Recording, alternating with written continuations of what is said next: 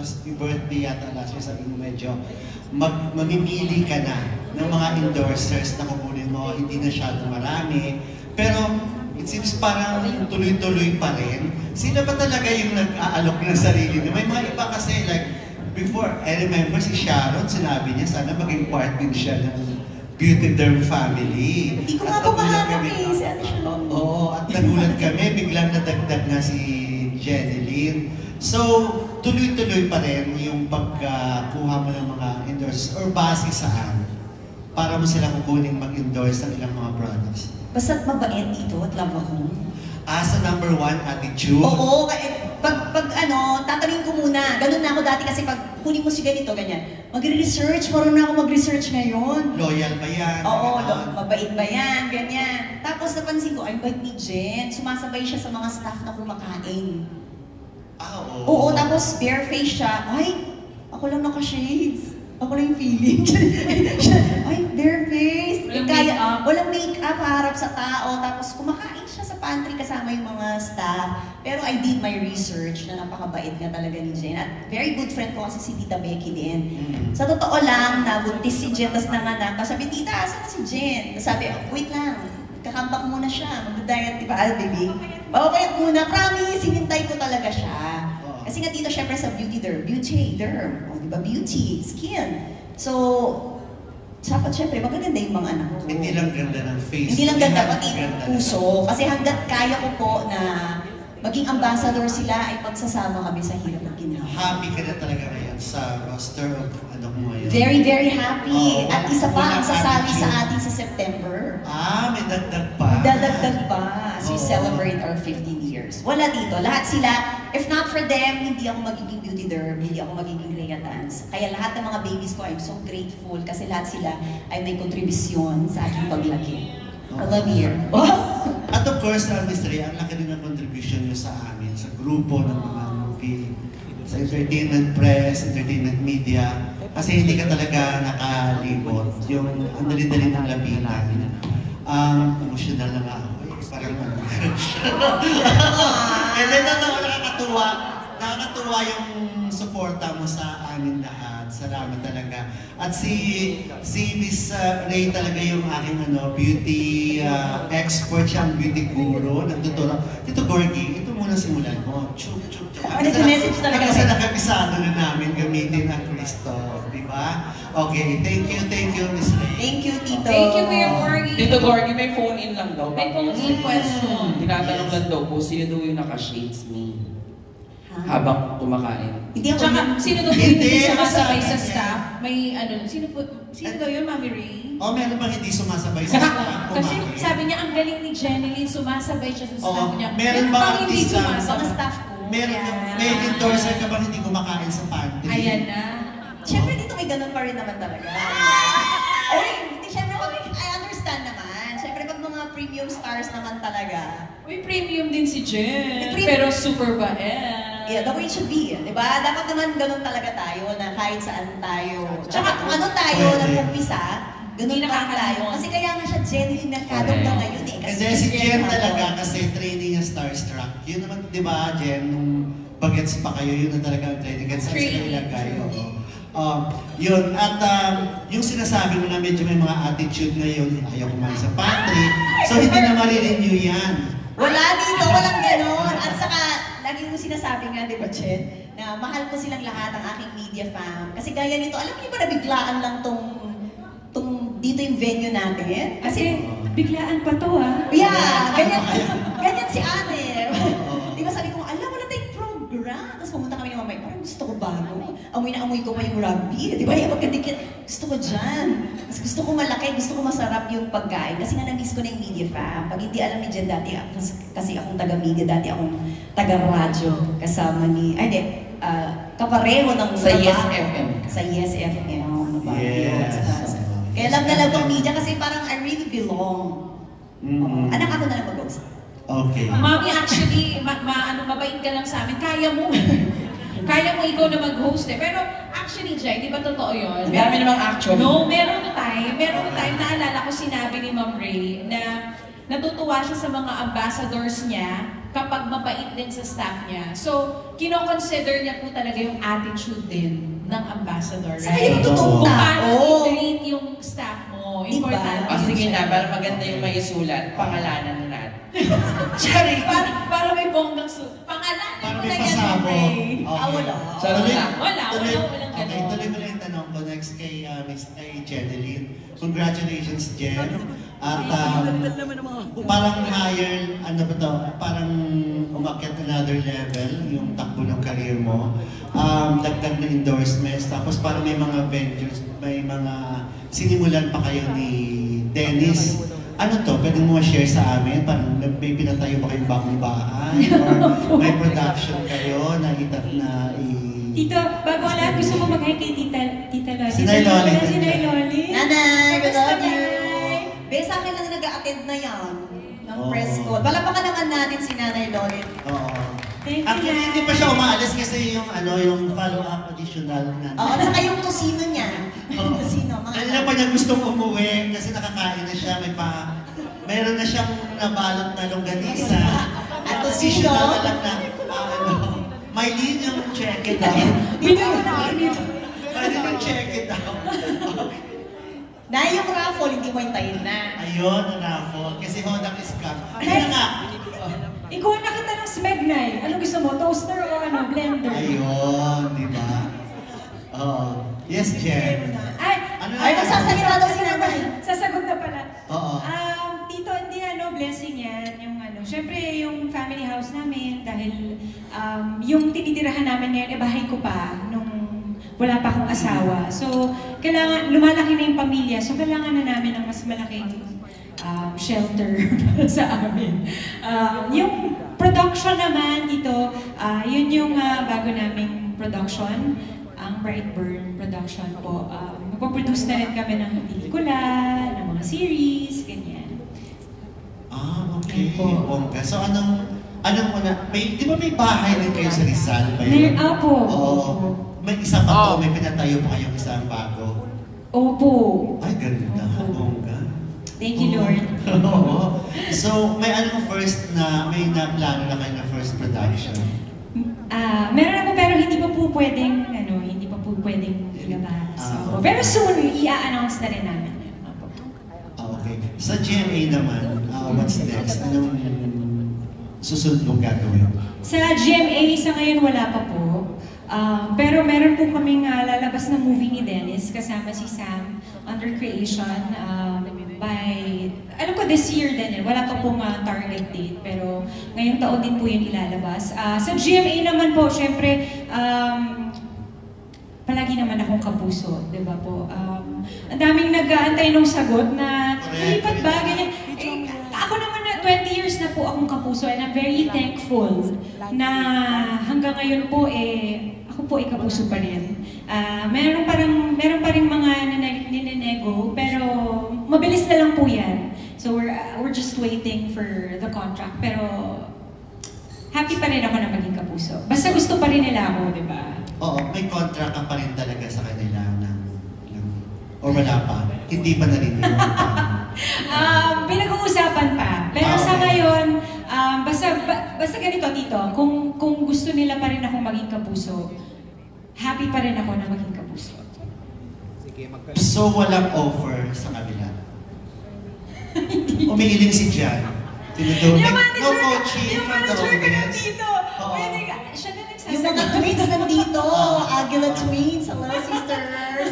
And Yun na nga kasi di ba may nasabi daw may attempt na may offer. Wala daw, sabi ni, hello kita. Dito yung mga managers ko, tatlo yung manager. So wala talaga. Okay. So walang offer naman talaga. Sa ibang network po. Oo, wala. Wala pong offer ng ibang network.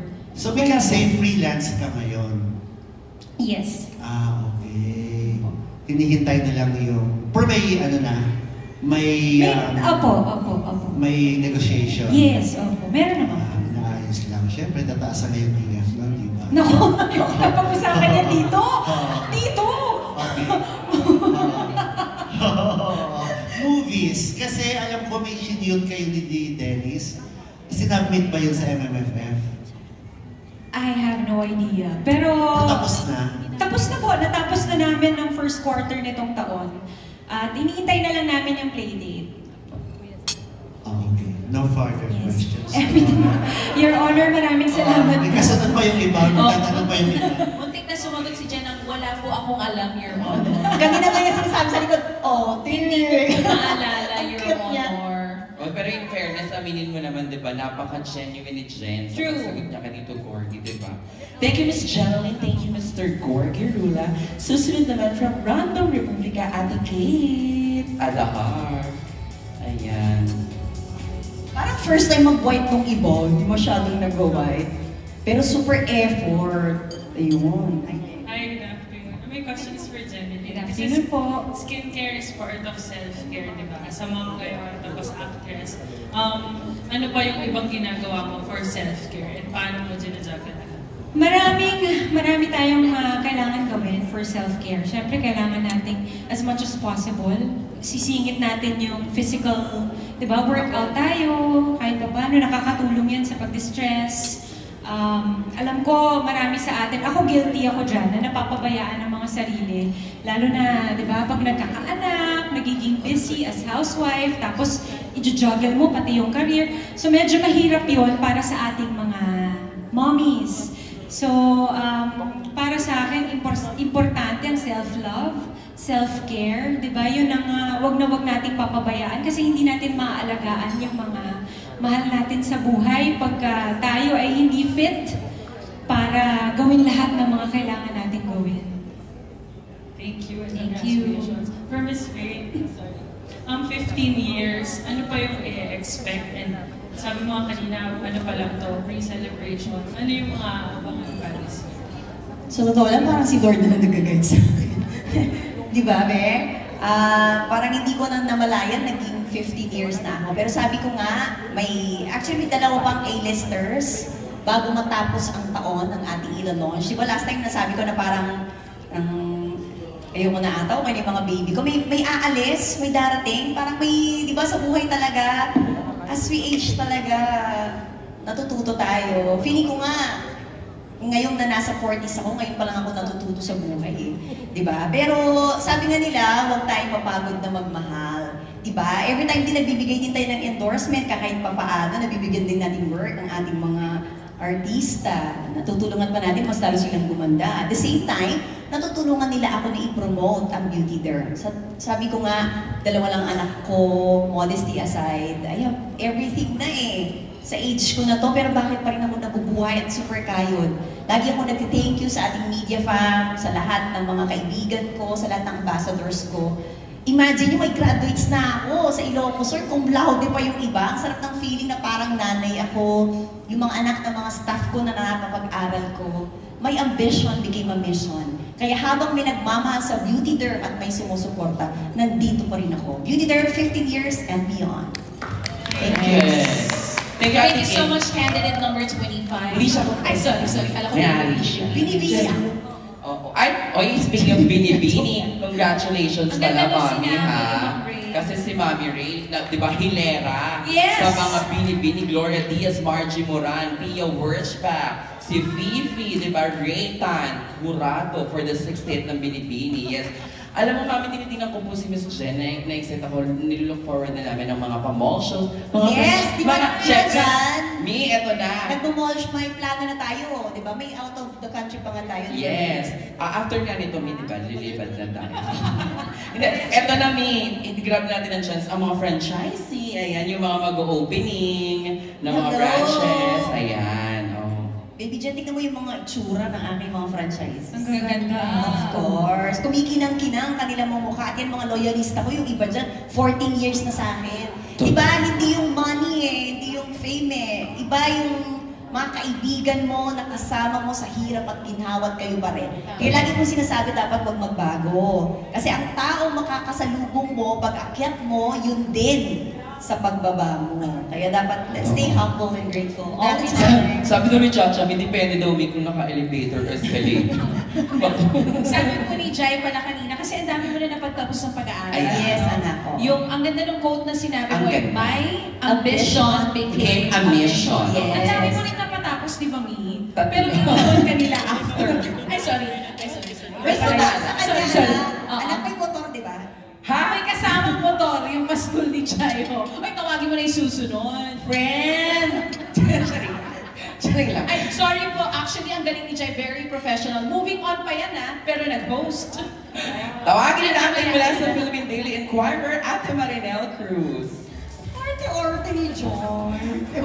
Mi, ako ba yung maarte? Ito yung naglaglag sa akin. Ikaw nga kakapanganak mo ng trabaho agad kami Ganun nakapost. talaga kay Ma'am Ray. Actually, isa ko ulit. Anak? Buntis na naman, Mi. Di pa tayo nagbinyag? Ate Marinel. Si Raver, tawa. Hello, ayan. Hi ate, hi Jen, hi Miss Ray. Ano mo lang record. Well, na-mention naman kanina na sabi niyo pa nga po na you don't lie when it comes to your age. Ano yung opinion mo? Well, si Jenilyn mo na po. Anong opinion mo when it comes to aging? Is it something that you worry about? Or yeah, kasi isa kang artista. Noon kasi parang nung medyo kabataan ko pa, hindi ako nag-worry. Parang excited pa akong tumanda, yung gano'n. Pero nung umabot na ako ng mid-30s, parang naisip ko na, malapit na ako mag-40. Paano to? Pero alam mo, hindi ako nag-worry. Basta, alam mo kung paano alagaan yung sarili mo. Physically, mentally, alam mo yung mga taong nasa paligid mo, tatanggapin ka kahit ano pang itsura mo, kahit ano ka pa, okay lang. Walang problema para sa akin. Ayan. Bago sumagot si Miss Ray, tanong ko na rin, Jen, kung paano ka as a homemaker? Siyempre ngayon meron ka ng malaking mansion sa Rizal. Hindi naman. Grabe yung mansion. Sobrang hands-on or do you delegate din? Paano ka pag nasa bahay? Pag nasa bahay ba? Pag nasa bahay, ako aligaga. Siyempre, meron pa akong toddler eh. So, focus ako sa aking toddler, pero syempre, hindi ko pa rin pinapabayaan yung dalawang boys namin. Dahil ngayon mga teenagers na sila, isang 15, isang 16. So, mga iba-iba na yung mga gusto nila sa buhay, ganyan. Pero, yun nga, kailangan pantay-pantay pa rin ang trato. Walang magsiselos. Ang toddler, hindi siya madaling alagaan, pero kailangan mo ng mahabang pasensya. I agree. Tatakbo ka, aakyat siya, mahuhulog, malalaba, di ba? Normal na pagpapalaki ng bata. Pero ang importante, nandito kaming dalawa ni Dennis para alalayan siya at suportahan kung ano man yung gusto nila sa buhay. Okay, thank you, Jen. How about Miss Ray, your thoughts on the aging at saka how are you as a homemaker? Ay, naku ma'am, yung aging. Yun, gaya nga nagsabi ko kanina, di ba? Aging is a privilege. At dahil nga nasa skincare tayo industry, kailangan malaman nila yung age mo para mas maingganyo sila na gumamit. Sabi ko last time, I think may kausap din ako na celebrity. I was with my baby Darla the other day. First time niya ata ako nakita na, hindi niya kasi ako lagi nakakita na nakabang bahay, na naka-shorts, saka walang makeup. Sabi niya, ate, gusto ko yung ganyan pala yung itsura mo, mas bata ko. Sabi ko, oh my God, like 6 years from now, 50 na ako. Ano ba yun? Ang bilis-bilis. Grabe yan siya. Pero, di ba, dapat lagi tayong maging masaya. Lagi ko sinishare na dapat para maging bagets. Dapat ang problema, hindi yan tinatambayan. Di ba? Mag-hi ka lang, tapos alis ka na. Part na yan ng buhay eh. Saka nagkaka-wrinkles lang tayo, kaya pag may problema ako, dead ba lang ako. So sabi ko, lagi na lang na, bahala na si Lord. Ganon. So, I love, let's just, enjoy our age. Di ba? Yes. Since lagi kang busy sa iyong empire, paano ka at home? Ay nako, po ako, sobrang hands-on na mom. Actually, next month ay magiging hands-on mom ako kasi I'll be staying in Manila. Or dahil magpapa-college na po ako, babantayin ko muna yung anak ko dahil tignan ko muna kung kaya-kaya niya sa Katipunan area. Ayan, so sobrang excited na may college student na ako. So, lahat ng activity sa anak ko, tinatawag ko muna sa school kasi binablock ko na sa calendar. Hindi pwede na maging absent ako. Kasi para sa kanila, kaya ako nagtatrabaho. Kaya nauna sila. Thank you po. Thank you. Maraming salamat, Ate Marinel Cruz. Susunod mula sa 24 Oras, Tito Lars Santiago. Di ba ganun? May kausap sa labas. Wala po si Tito Lars Santiago. Okay. Ay, so meron pa po bang magtatanong kasi last na po si Tito Lar. Ay, may last. Pressure that nauna ka na sa Sona, Ate Janice. La vida. Ate Janice, thank you for gracing us today. Ang si Ate Janice nagsabi noon, sabi niya kanina sa akin, sorry, nauna na ako sa Sona. Oh. Congresswoman Janice, I'm sorry. Ayan. Good afternoon. Parang naligaw nga ako, kala ko Sony pupuntahan. Hi, Ate Jen. Hi, Jen. First, congratulations to Jeneline for your new endorsement. And kay Thank Ma'am you. Ray, kasi alam natin nakakuha ka na naman ng A-lister na magpapasikat sa Beautyderm. Pero ito, Jen, ha, ang tanong ko, syempre, ikaw, tama naman, timeless talaga yung beauty mo. From 15 years old kaya, bakit ako na-start starstruck? Ano ba? Ilan taon ako nun? 13? 14? Tama ba? 7? Ay, hindi! 7? Ay, 17 daw.